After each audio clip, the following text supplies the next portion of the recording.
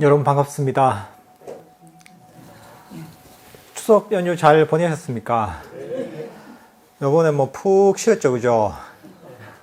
오랜만에 연휴가 길어가지고 아주 긴 연휴를 편안하게 잘 보내셨으리라 생각합니다. 내일 또 쉬죠, 그죠? 예, 노는 날이 많은 게 참 좋습니다. 그래서 오늘 아마 또 그래도 이제 보통 일요일 같으면 월요일 또 어떻게 출근해서 일하나 이렇게 이제 직장 다니시는 분들은 마음이 가볍지만 않을 텐데 그래도 내일 쉰다니까 그래도 보통 일요일하고는 다르게 그래도 마음이 훨씬 가벼우실 것 같습니다. 좋은 날입니다, 그죠? 예.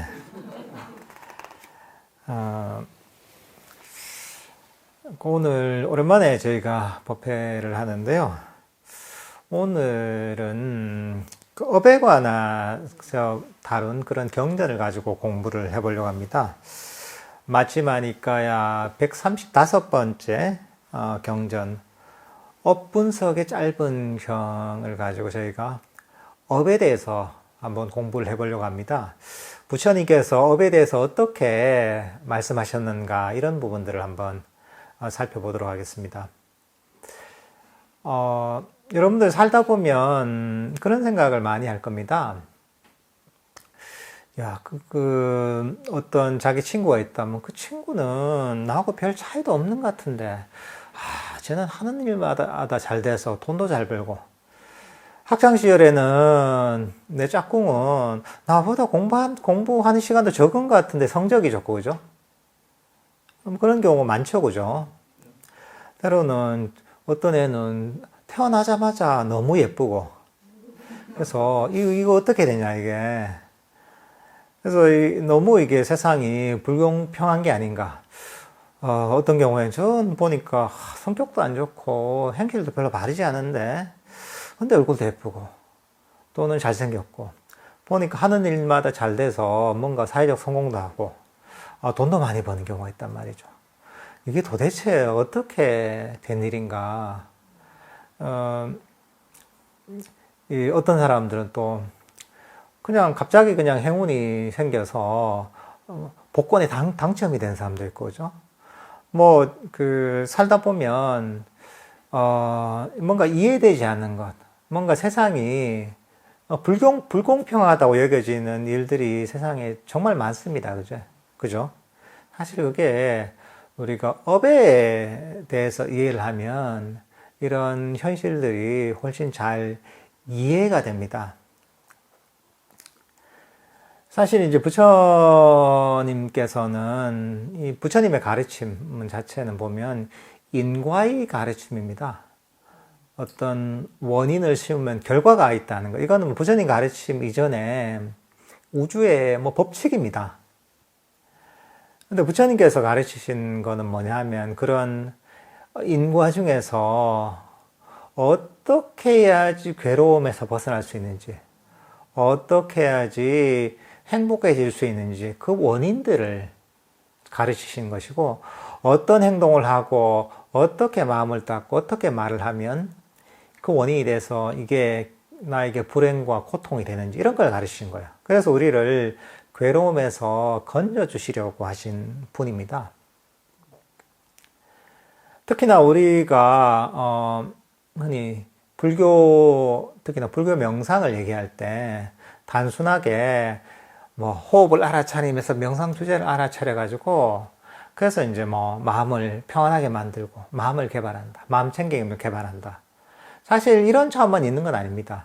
이 불교 수행이라는 게 훨씬 더 이거보다 총체적인 겁니다. 불교의 가르침은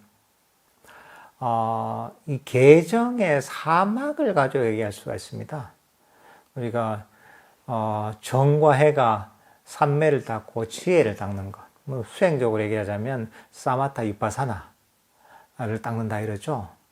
그리고 계의 측면이라는 것은 우리가 선한 행위를 하고 선한 말을 하고 또는 보시를 하고 또 그런 선법을 실천하는 지계를 하고 이런 거를 통해서 선한 업을 쌓아서 그렇게 해서 우리가 괴로움에서 벗어나서 우리가 행복의 길에 이르는 사실 이런 것도 사실 다 포함이 되는 겁니다. 우리가 마음을 개발할 때, 수행을 할 때도 보면 단순하게 우리가 이런 법을 닦다 보면 뭐 명상수제를 우리가 알아차리면서 또는 지혜로서 장애를 버리면서 우리 마음을 평화롭게 만들고 장애를 없애고 우리 마음을 행복하게 만든다, 이런 측면도 있지만 한편으로는 단순하게 마음의 변화뿐만 아니라 우리가 죽고 나서 새롭게 몸을 받을 때 우리가 어디에 태어났는지, 어떤 환경에 태어났는지, 어느 정도의 복을 받는지, 어떤 용모를 가지는지, 이런 데까지 사실은 이런 우리의 어떤 행위가, 업이 영향을 미치는 겁니다. 사실 여기에도 뒤에 자세하게 나오겠지만 흔히 이제 잘못 불교를 이해하면 불교라는 게 단순하게 그냥 이제 우리 마음을 평화롭게 만드는 뭐 그런 어떤 정신적 훈련에 불과하다, 이런 차원도 있죠. 그렇지만 이런 부분만이 사실은 불교의 핵심이고, 뭐 어떤 윤회를 해가지고 또 새롭게 몸을 받아서 뭐 행복한 세상에 태어나기도 하고 불행한 세상에 태어나기도 하고 복을 가지고 태어나기도 하고 때로는 너무 박복하게 태어나기도 한다, 뭐 이런 어떤 윤회는 원래 부처님의 원래의 가르침이 아니라 단순하게 이제 뭐 인도 문화에 있던 어떤 하나의 뭐 신화나 믿음들이 그냥 불교에 들어온 것이다, 이렇게 이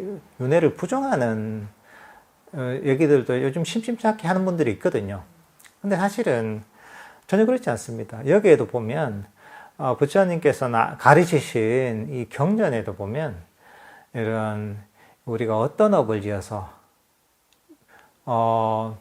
몸을 버리고 나서 새로운 몸을 받을 때 어떤 업을 받게 되는지에 대해서, 어떤 결과를 가지게 되는지에 대해서 여기 자세하게 설명을 해놨습니다.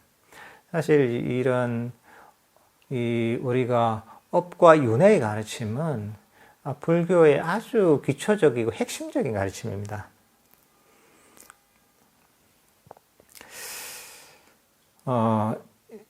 지금 공부할 업 분석의 짧은 경인데요.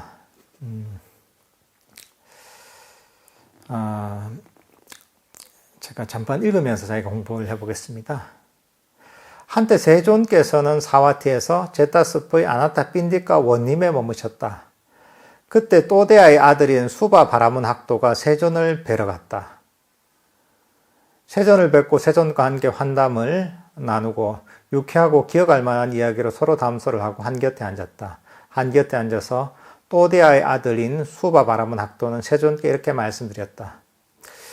여기에 등장하는 인물이 누구냐 하면 또데아의 아들인 수바 바라문입니다. 젊은 이제 이 공부를 하는 바라문 학도라고 하거든요. 수바라는 젊은 바라문이 부처님께 궁금한 걸 질문한 겁니다.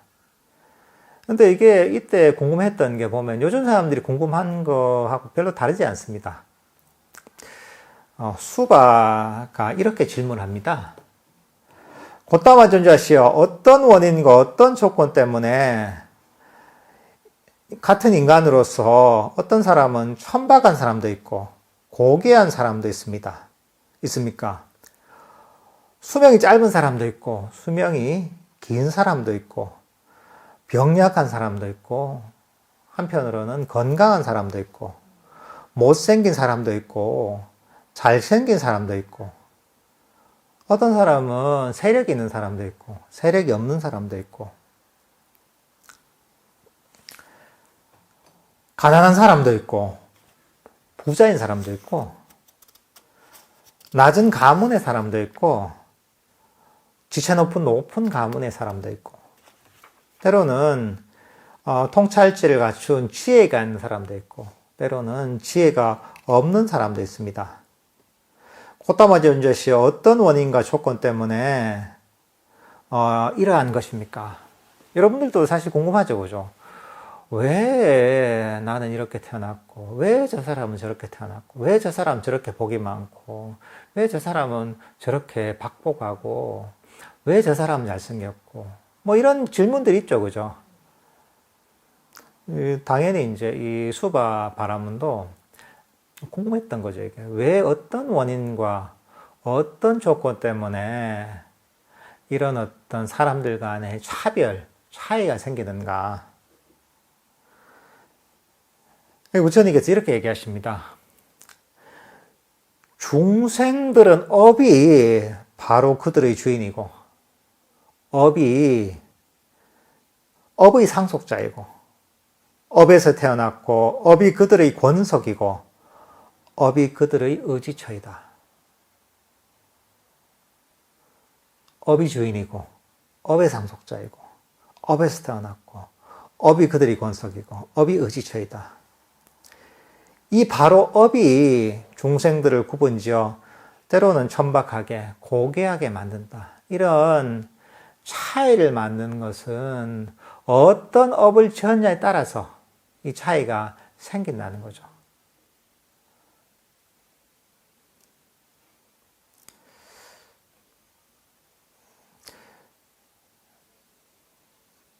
그래서 이제 이 수바 바라문이 이 내용을 자세하게 설명을 해달라고 부처님께 요청을 드립니다. 그럼 어떤 업을 지었을 때 어떤 결과가 오는가에 대해서 얘기하시는 거죠. 바라문 학도요. 여기 어떤 남자나 여자는 살아있는 생명을 죽인다. 그는 잔인하고 손에 피를 묻히고 살해와 파괴를 일삼고 무생명들에게 자비가 없다. 그러니까 이 생명을 죽이는 거죠. 그 살생을 하는 것. 그게 사람이 됐든 동물이 됐든 그런 생명을 죽이고 괴롭히고 잔인하게 파괴하는 이런 이제 행동을 할 때 그럼 어떻게 되느냐? 그는 이런 업을 지어서 몸이 무너진 뒤, 죽은 뒤에 처참한 곳, 괴로운 곳, 불행한 곳, 파멸처 지옥에 태어난다.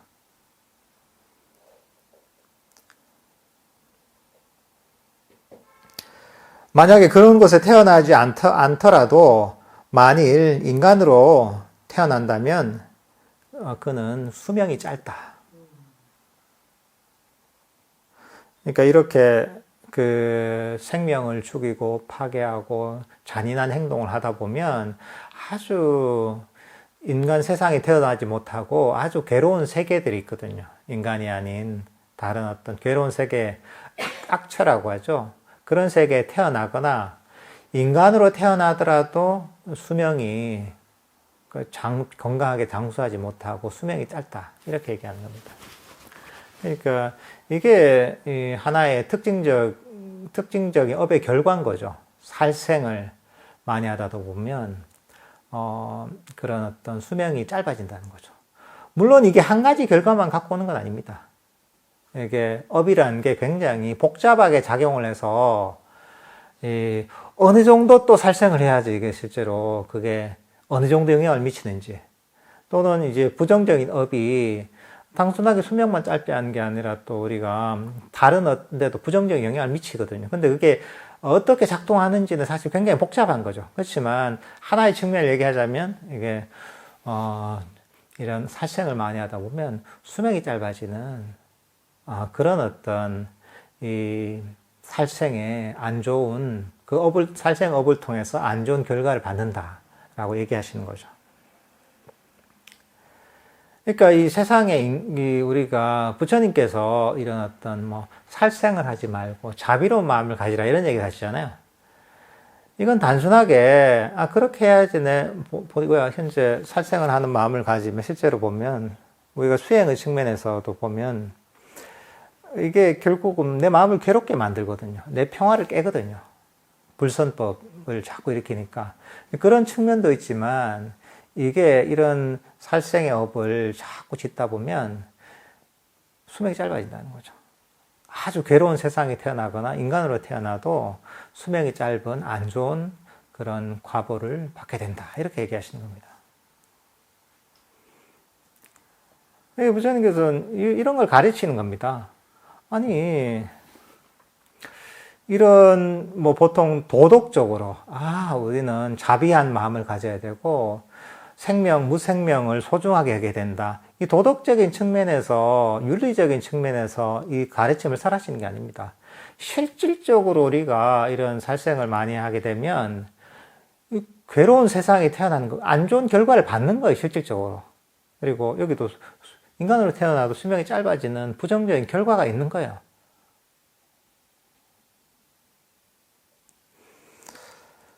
만약에 어떤 남자나 여자가 생명을 죽이는 것을 버리고 생명을 죽이는 것을 멀리 여긴다. 몽둥이를 내려놓고 칼을 내려놓는다. 양심적으로 쪽이고 동정심 있으며 모든 생명의 이익을 위하여 연민하며 머문다. 그는 이런 업을 짓고 완성하여 몸이 무너져 좋은 곳, 천상에 태어난다. 몸이 무너져서 행복한 세상, 천상에 태어나지 않고 인간으로 태어난다면 그는 어떤 곳에 태어나더라도 수명이 길다. 그러니까 만약에 그 반대로 잔인한 살생을 벌이고 어떤 모든 생명체를 자비롭게 대하고 따뜻하게 대하고 연민의 마음을 대하는 그런 실천을 하다 보면 그 업의 결과는 그게 쌓이고 쌓여서 어떤 결과를 갖고 오느냐?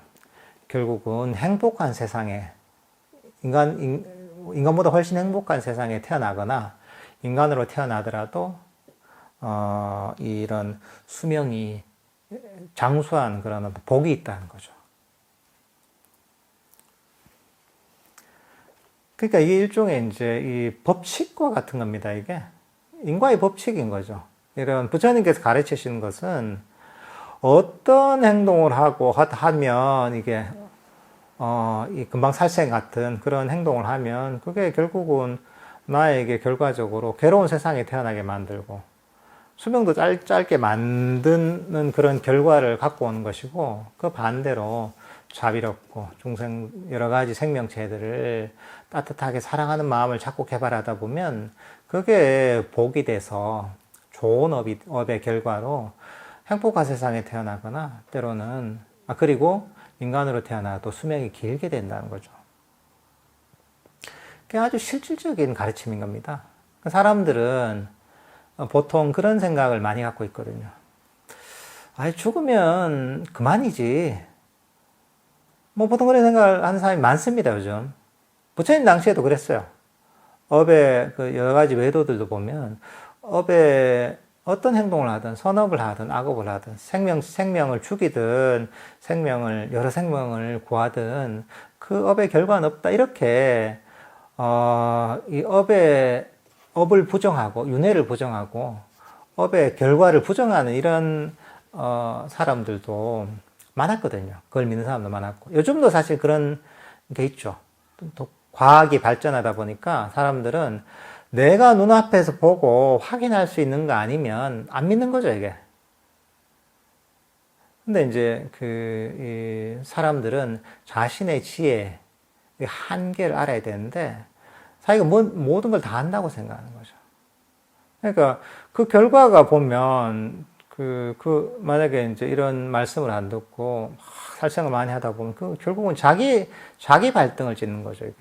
결국은 자기를 괴롭게 만드는 거죠.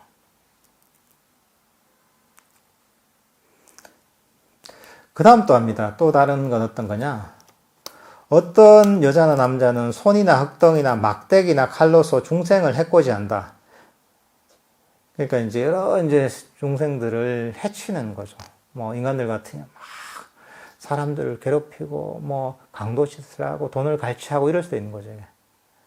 어쨌든 간에 이렇게 중생들을 해코지하면 이런 업을 짓고 나면 몸이 죽어서 불행한 것 파멸처 지옥에 태어난다. 만약에 그런 곳에 태어나지 않더라도 그는 만약에 인간으로 태어난다면 병이 많다라는 거죠. 그러니까 이제 이 몽둥이나 칼, 사람 여러 생명체들 괴롭히면 그 결과로 아주 괴로운 세상에 태어나거나 인간으로 태어나더라도 병이 많게 된다는 거죠.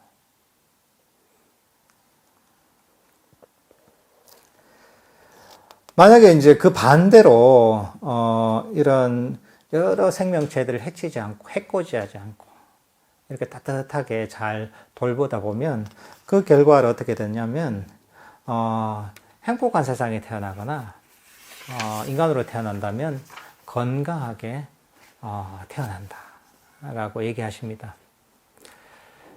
사실 이제 병이라는 것도 어떻게 보면 그 금생에 생긴 원인도 있죠. 금생에 여러 가지 모든 것들은 그렇잖아요. 금생에 심어서 생긴 것도 있어요. 우리가 공부를 해서 뭐 시험에 합격한 이런 것도 보면 내가 그런 시험 공부를 하지 않으면 합격을 못 하잖아요. 그렇지만 어떤 경우에 보면 금생의 걸로는 설명이 안 되는 게 많습니다. 그죠? 그런 천재적인 뭐 바이올리니스트다, 뭐 피아니스트다 이러면 그런 애들은 치자마자 잘 쳐요, 그냥. 보통 그 애들이 못 따라가요. 도저히 설명이 불가능하단 말이죠. 어떻게 보면 전생에 많이 닦은 그 원인이 있는 거야. 거기다가 금생의 노력이 더해지는 거야. 그러니까 이거 완전히 결정론은 아니에요. 전생에 했던 것들을 모두 받는다기보다 전생에 우리가 심었던 행동, 결과도 지금까지 미쳐오는 거고, 금생에 또 어떤 노력 있잖아요, 이게. 이것들이 같이 합산이 되는 거죠, 이게.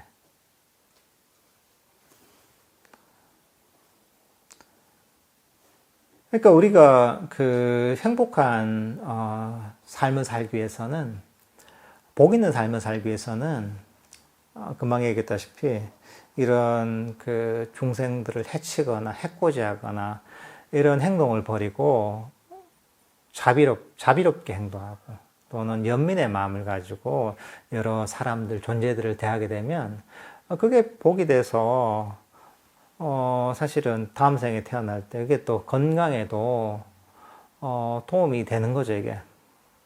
실제로 이제 그런 전통이 이어져 오고 있는 게 뭐 방생 같은 게 그렇습니다, 대표적으로.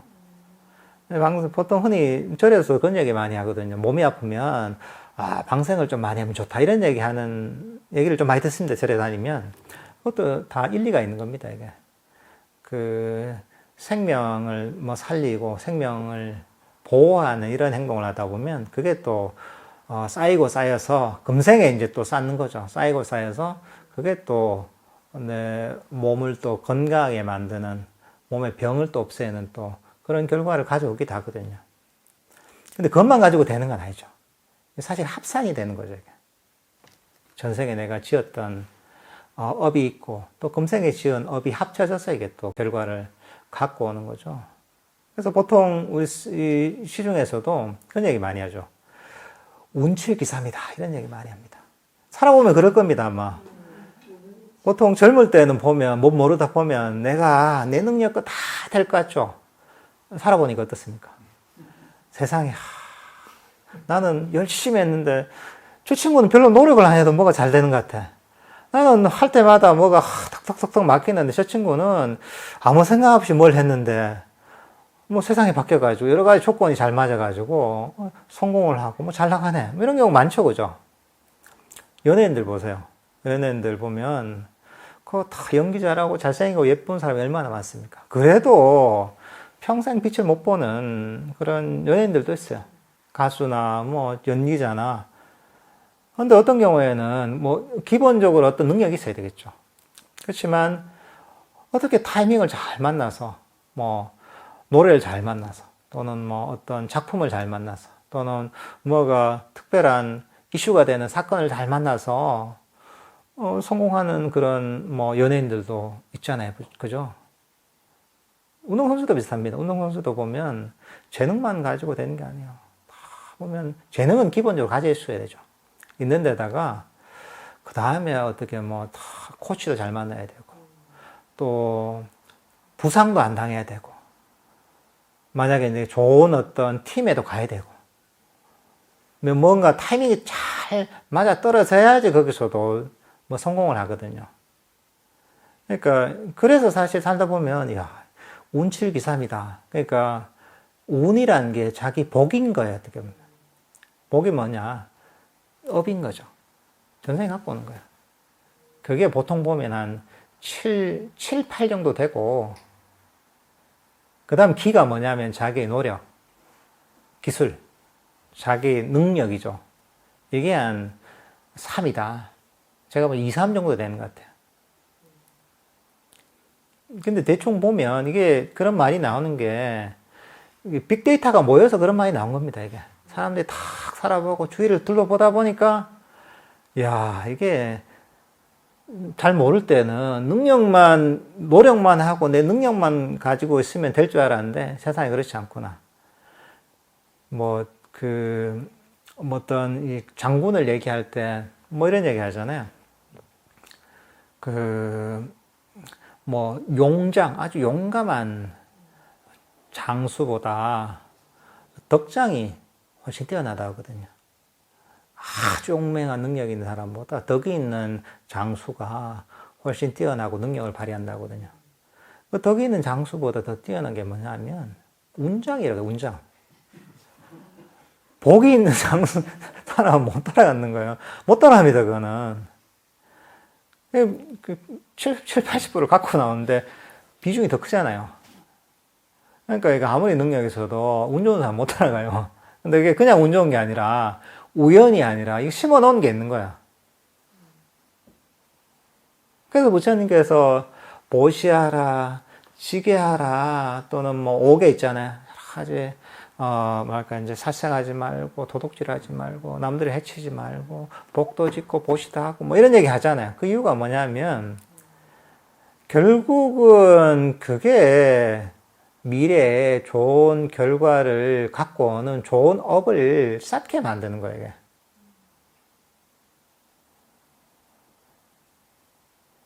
그러니까 이게 부처님께서는 이거 어떤 당신의 어떤 그 숙명통을 통해서 당신의 어떤 전생의 모습, 그 업의 어떤 실상을 그대로 보시고 또 천한통이 있으시니까 중생들이 어떤 업을 지어서 어떤 선업을 지어서 때로는 행복하게 태어나고 어떤 악업을 지어서 괴롭고 또는 박복한 또는 괴로운 세상에 태어나는지를 꿰뚫어 보시는 분이거든요. 그러니까 그걸 보고서 얘기하시는 겁니다. 그러니까 이제 그런 걸 보는 능력이 없는 사람은 중생들은 그 위대한 스승의 말씀을 잘 듣고 거기에 따라서 실천하고 행동하면 그게 가장 그 사람 그 자신에게 이익이 되는 길인 겁니다.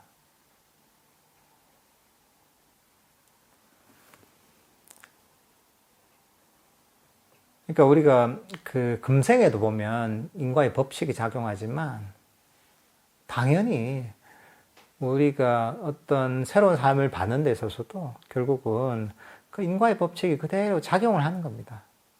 그리고 인과라고 할 때 그 원인이 때로는 선업을 짓도 악업을 버리고 선업을 지어야지 우리가 이 괴로움에서 벗어나서 복 있는 삶을 살 수가 있는 겁니다. 물론 이제 내가 선업을 지었다고 해서 악업을 지었다고 해서 그게 영원한 건 아닙니다. 그러니까 그것도 결국은 어떤 결과를 받잖아요. 선업을 쌓았어요. 그래서 지금 결과를 받아요. 그러니까 그것도 이 선업의 정도에 따라서 받는 정도가 결정되는 거야. 그러면 그걸 내가 복을 받아서 그걸 써먹어 버리면 그건 이제 다 사라지는 거야. 악업도 마찬가지입니다. 악업도 지어서 내가 부정적인 결과를 받았어요. 그러면 그게 또 사라지는 겁니다.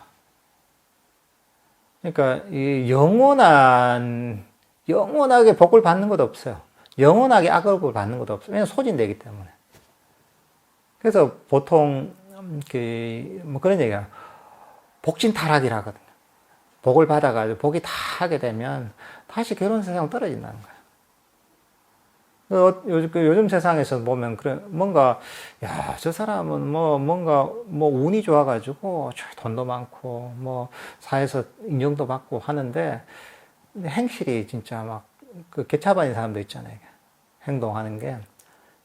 그건 뭐냐면, 자기 능력으로 된 줄 알거든요, 이게. 그게 아니라 전생에 쌓은 복이 있겠죠. 재물이 많다면 재물이 많을 만한 복이 있는 것이고, 성공을 한다면 성공을 할 만한 복을 쌓아놓은 게 있는 거예요. 금생으로 능력으로 되는 게 아니에요. 그렇지만 자기 능력으로 다 됐다고 생각을 하거든요. 나는 원래 그런 사람이야. 나는 능력 있고 나는 운이 좋은 사람이지 하지만 그렇지 않습니다. 그것도 지금 써먹는 중이에요. 써먹는 중이니까 이제 내가 복이 있을 때 이걸 좀 자꾸 더 쌓아놔야 되는 거예요. 근데 그게 아니라 보통 사람은 잘 나가면 거만해지거든요. 오만해지거든요. 인간의 속성이 그렇습니다. 그러니까 참 절제를 하지 못하고 복을 짓지 못하고 오히려 복을 다 까먹어 버리는 거죠. 그렇게 복을 금생에 다 까먹어 버리면 이제 이 금생을 끝내고 나서 그 다음에는 다시 저 밑에 떨어지는 거예요, 이게. 사람들 사실 그런 걸 모르는 거죠. 그리고 내가 금생에 뭔가 박복한 것 같다 이러잖아요. 그러면 어차피 결과인 거예요, 이게. 결과니까 할 수 있는 건 뭐냐면 지금 복을 많이 쌓아야 되는 거예요. 할 수 있는 여러 가지 내가 실천을 통해 복을 많이 쌓아야 되는 거예요. 그러면 그게 쌓이면 결국은 그 좋은 결과를 받게 되는 겁니다.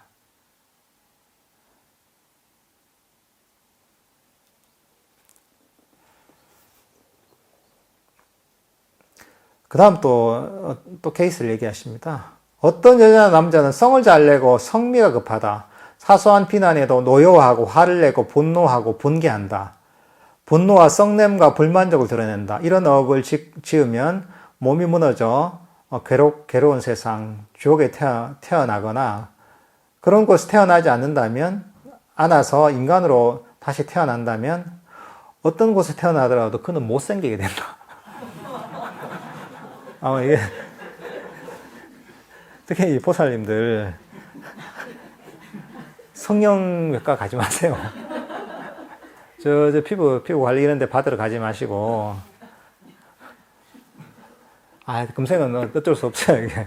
금생은 어쩔 수 없고. 다음 생에 이제 여러분들 얼굴을 바꾸고 싶으면 부처님이 여기 솔루션이 있습니다.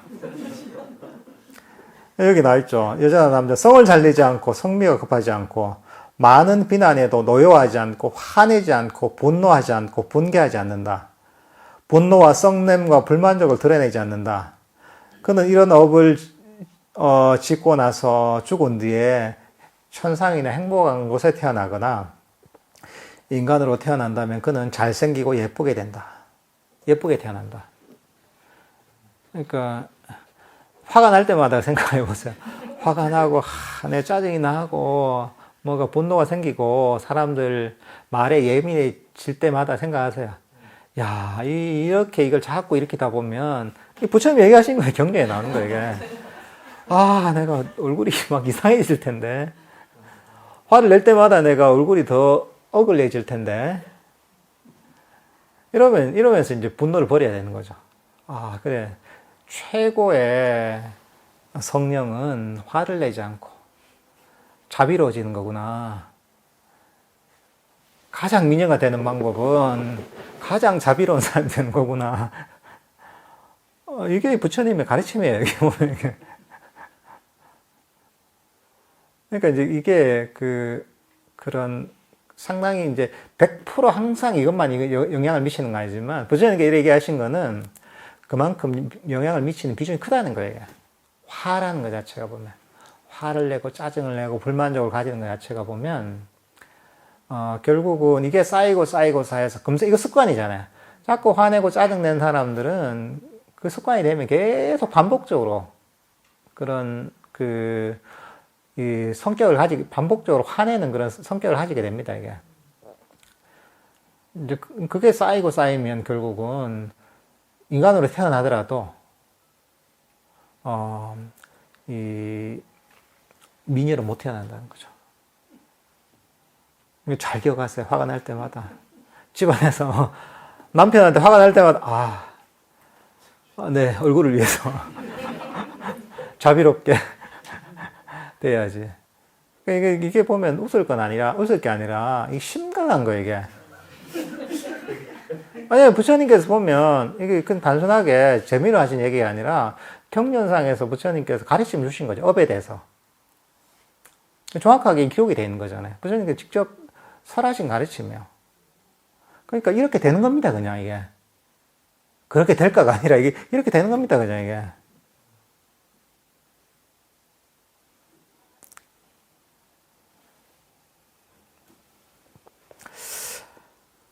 그 다음 또 얘기하십니다. 어떤 여자나 남자는 질투가 심하여 다른 사람이 얻은 이득과 환대와 존중과 존경과 칭송과 예경을 질투하고 시샘하며 질투심에 묶여버린다. 그는 이런 업을 짓고 완성하고 난 뒤에 몸이 무너져 죽은 뒤에 괴로운 곳이나 지옥에 태어나거나 만약에 인간으로 태어난다면 그는 태어나더라도 세력이 없다. 그러니까 만약에 어떤 사람이 질투하지 않고 다른 사람이 어떤 이익을 얻어서 잘 됐을 때 환대하고 존중하고 존경하고 칭송하고 예경하고 질투하지 않고 시샘하지 않고 질투심에 묶이지 않으면 천상인의 행복한 곳에 태어나거나 인간으로 태어난다면 세력이 있게 태어난다. 그런 어떤 영향력이나 주위에 친구도 많고 도와주는 사람도 많고 어떤 세력이 있다는 거죠. 그러니까 보통 그게 이 사람이 이걸 버리기 쉽지 않습니다. 누가 잘 됐을 때 같이 기뻐해 주는 게 쉽지 않아요. 남이 잘 되면 그 사촌이 땅을 사면 배가 아프다는 말이 옛날부터 있었잖아요. 인간의 이게 약간 번뇌의 약간 아주 강한 특성 중에 한 가지입니다. 그렇지만 그게 나한테 해가 된다는 거예요. 이걸 통해 그 악업의 사회에서 괴로운 세상에 태어나거나 인간으로 그래도 복이 그만큼 어느 정도 복이 있어서 인간으로 태어나더라도 그 항상 외로운 거죠. 도와준 사람도 없고 주위에 친구도 적고 뭔가 이제 내가 영향력을 행사할 만한 그런 주위에 사람들도 없고 이렇게 된다는 거죠.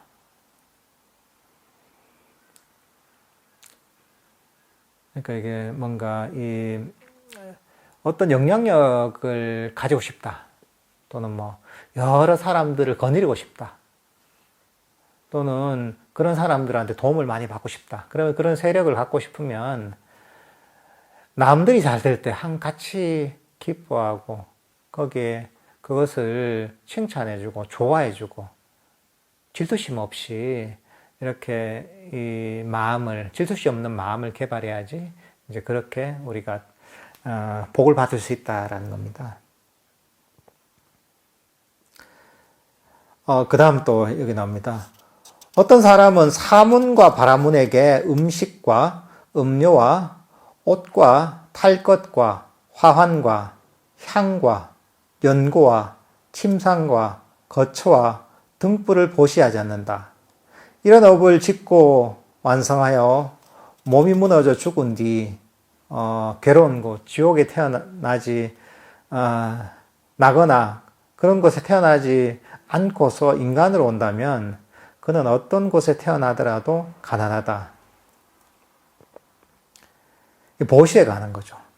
어떤 사람은 사문과 바라문에게 음식과 음료와 옷과 탈 것과 화환과 향과 연고와 침상과 거처와 등불을 보시한다. 그는 이런 업을 짓고 나서 몸이 죽은 뒤에 천상이나 행복한 세상에 태어나거나 그렇지 않고 인간으로 태어난다면 그는 어떤 곳에 태어나더라도 부유하다. 그러니까 이게 수행자들한테 보시하는 뭐 의식주를 보시한다거나 여러 가지를 보시하는 보시에 관한 부분인데 이 보시에 관한 부분은 그 사람이 가난하거나 부유하게 태어나는 거하고 직결되어 있다는 거죠, 이게.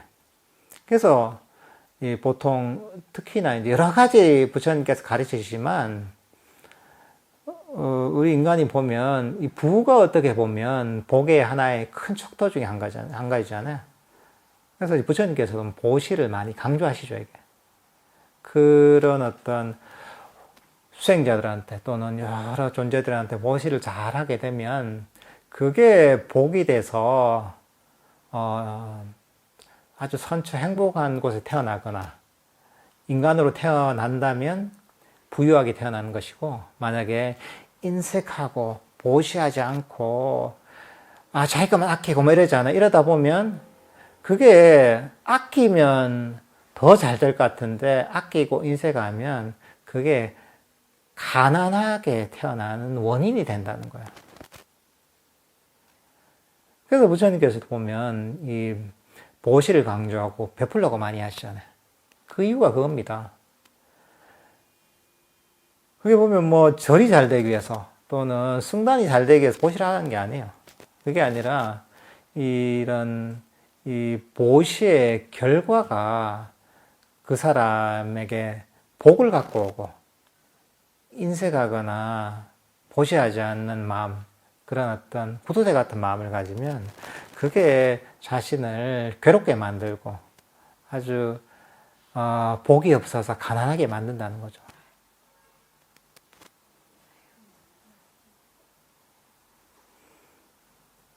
이게 부처님 가르침은 아까도 말씀드렸다시피 단순하게 윤리적인 가르침이 아닙니다. 그냥 이게 인과의 법칙이 이렇다는 거예요. 사람들은 알지 못하는 업의 법칙을 이렇게 가르쳐 주시는 겁니다.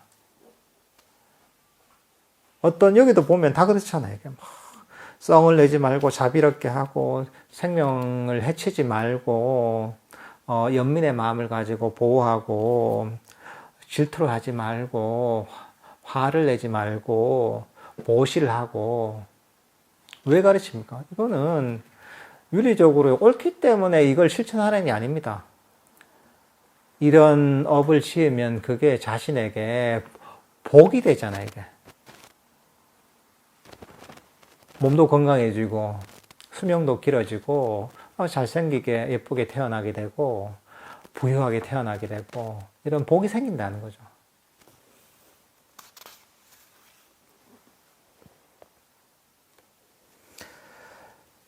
어떤 여자나 남자는 완고하고 거만해서 예경할 사람에게 예경하지 않고 자리에서 일어나서 맞이해야 할 사람에게 자리에서 일어나 맞지 않고 자리를 양보해야 할 사람에게 양보하지 않고 길을 양보해야 할 사람에게 길을 양보하지 않고 존경해야 할 사람을 존경하지 않으며 존중해야 할 사람을 존중하지 않고 공경해야 할 사람을 공경하지 않고 숭배해야 할 사람을 숭배하지 않는다. 그런 업을 짓고 죽어서 태어나면 지옥이나 괴로운 곳에 태어나거나 인간으로 태어나도 그는 낮은 가문에 태어난다. 이것도 참 특이하죠, 그죠? 그러니까 사람이 오만하고 거만해서 내가 제일 잘났다 이렇게 생각하는 거야. 그래서 실제로 존경할 만한 사람, 공경할 만한 사람, 또는 예의를 갖춰야 될 사람, 또는 받들어야 될 사람, 이런 사람들을 공경하지 않고 예경하지 않고 이러다 보면 그게 그럼 내가 이 자만심을 가지고 오만하게 행동하면 자기가 높아지는 게 아니라 그걸 자꾸 그런 식으로 금생에 쌓다 보면 그 다음 생에 오히려 뭐랄까 이제 내가 그 사람들이 존경하거나 사람 부러워하는 그런 사람으로 태어나는 게 아니라 낮은 가문에 또는 태어나서 사람들의 무시를 받게 된다는 거죠. 그 반대로 어떤 사람은 공경해야 될 사람은 공경하고 자리에서 일어나서 맞이해야 될 사람은 자리에서 일어나서 맞이하고 양보해야 될 사람은 양보하고 존중해야 될 사람은 존중하고 공경하고 숭배해야 될 사람을 공경하고 숭배한다면 이런 사람은 행복한 세상에 태어나거나 인간으로 태어난다면 높은 가문에 태어난다. 그러니까 존경하고 공경할 만한 분들을 잘 공경하고 존중하면 자기가 낮아지는 게 아니라 그 업의 결과로 오히려 이제 사람들의 떠받침을 받는 좋은 그런 지위로서 태어나게 된다는 거죠.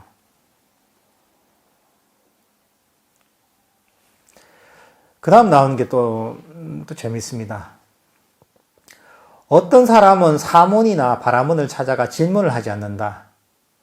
존자시여 무엇이 유익한 것입니까? 무엇이 해로운 것입니까? 무엇이 비난받을 일입니까? 무엇이 받을 일이 없는 것입니까? 무엇을 가까이 해야 하고 무엇을 가까이 하지 않아야 합니까? 어떤 행위가 제게 오랜 세월 손해와 괴로움이 따르게 합니까? 어떤 행위가 제게 오랜 세월 이익과 행복이 따르게 합니까? 이렇게 이 법에 대해서 묻는 거죠, 이제. 어떻게 행동하고, 어떻게 실천해야지 행복해지고, 어떻게 하면 내가 이렇게 괴로워지고, 이런 어떤 법을 질문하는 거죠. 수행자에게. 만약에 그렇게 질문을 해서, 법에 대한 질문을 잘 하면서, 이 삶을 살고 나서 몸을 버리게 되면, 그러면 이 사람은 천상인의 행복한 세상에 태어나거나, 인간으로 태어나도,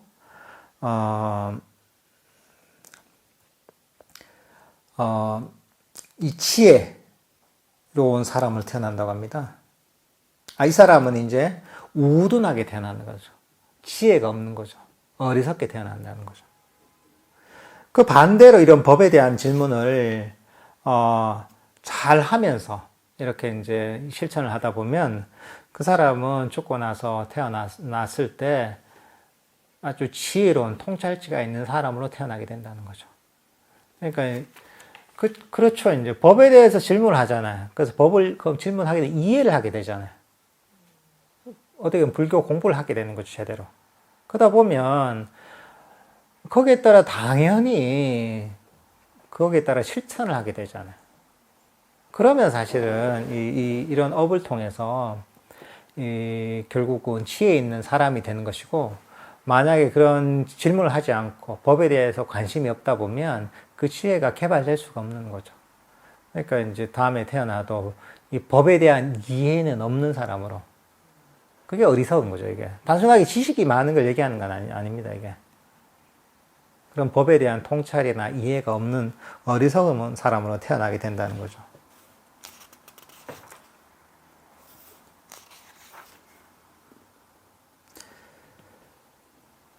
그 다음 이제 부처님이 정리해서 이렇게 얘기하십니다. 바라문학도요, 이처럼 수명을 짧게 하는 행위는 그의 수명을 짧게 한다. 수명을 길게 하는 행위는 수명을 길게 한다. 병약하게 하는 행위는 그를 병약하게 한다. 건강하게 하는 행위는 건강하게 하고, 못생기게 하는 행위는 그를 못생기게 한다. 잘생기게 하는 행위는 그를 잘생기게 한다. 세력을 얻게 하는 행위는 그를 세력을 얻게 한다. 세력을 잊게 하는 행위는 그를 세력이 잊게 한다. 가난하게 하는 행위는 그를 가난하게 한다. 부유하게 하는 행위는 그를 부유하게 한다. 낮은 가문에 태어나게 하는 행위는 그를 낮은 가문에 태어나게 한다. 높은 가문에 태어나게 하는 행위는 그를 높은 가문에 태어나게 한다. 우둔하게 하는 행위는 그를 우둔하게 한다. 통찰지를 가지게 하는 행위는 그를 통찰지를 갖게 한다. 그러니까 이런 우리가 부처님께서 가르친 선업이 있고 악업이 있단 말이죠. 그러니까 이런 어떤 선업을 지으면 이런 좋은 결과를 갖고 오게 된다는 거죠. 수명을 길게 하고 건강하게 만들고 잘생기게 만들고 부자도 만들어주고 여러 가지 이제 존경받는 가문에 태어나게도 만들고, 그 반대로 악업을 지으면 그 결과 결국은 박복하게 또는 여러 가지 문제가 많게 괴롭게 태어나게 된다는 거죠, 이게. 그러니까 이 사람들은 보면 세상에서 뭐 성공하기 위해서 또는 건강하기 위해서 나름의 이치를 합니다, 그죠?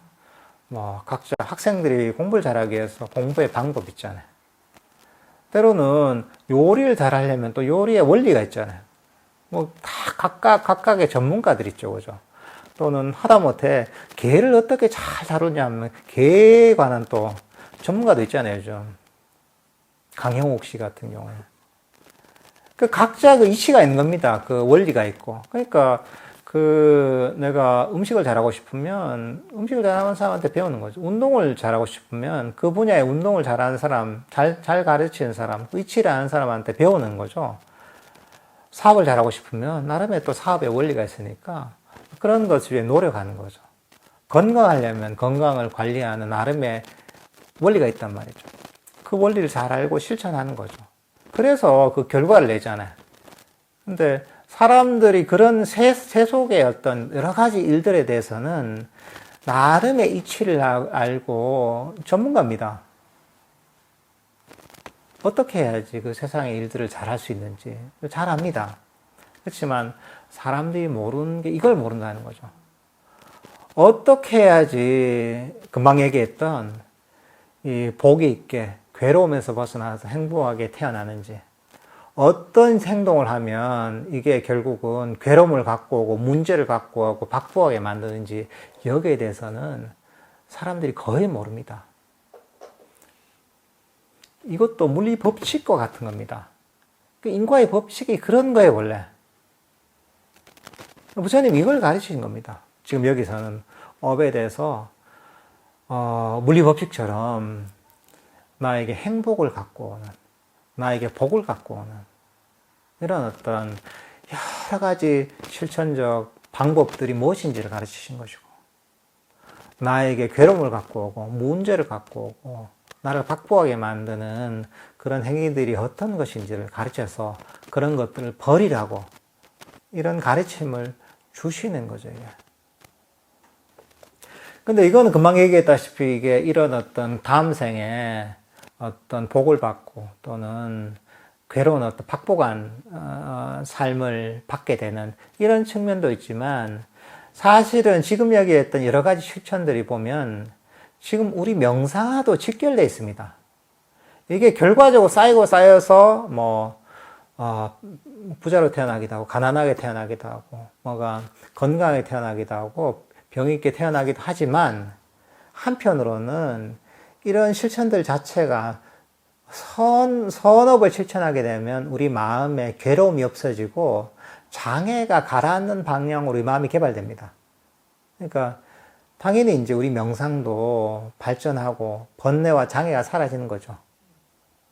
그리고 그 반대로 우리에게 괴로움과 문제를 갖고 오는 지금 얘기했던 이런 여러 가지 행동들은 우리에게 번뇌를 더하고 수행을 방해하는 그런 장애들을 일으키게 되는 겁니다.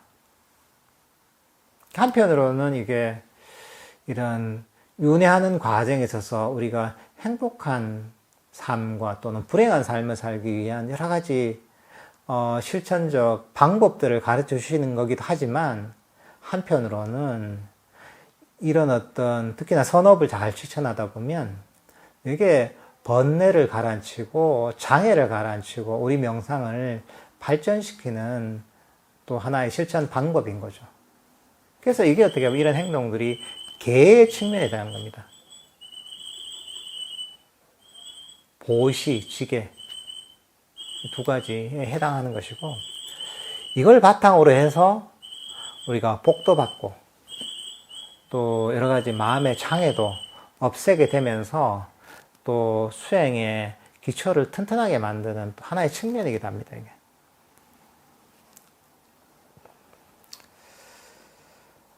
바라문 학도의 중생들은 업이 바로 그들의 주인이고 업의 상속자이고 업에서 태어났고 업이 그들의 권속이고 업이 그들의 의지처이다.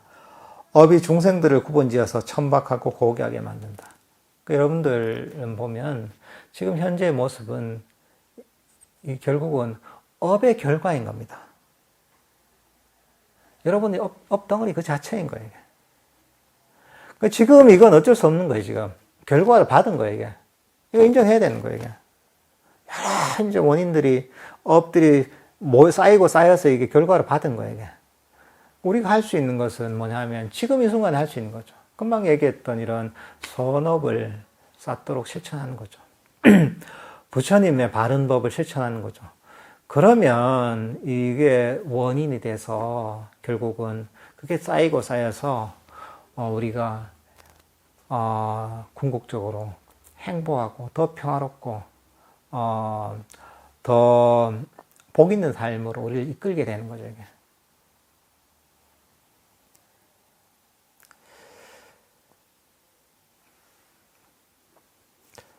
이렇게 말씀하셨을 때 또데아의 아들인 수바 바라문 학도는 이렇게 세존께 이렇게 말씀드렸다. 경이롭습니다. 곧다마 존자시여. 경이롭습니다. 곧다마 존자시여.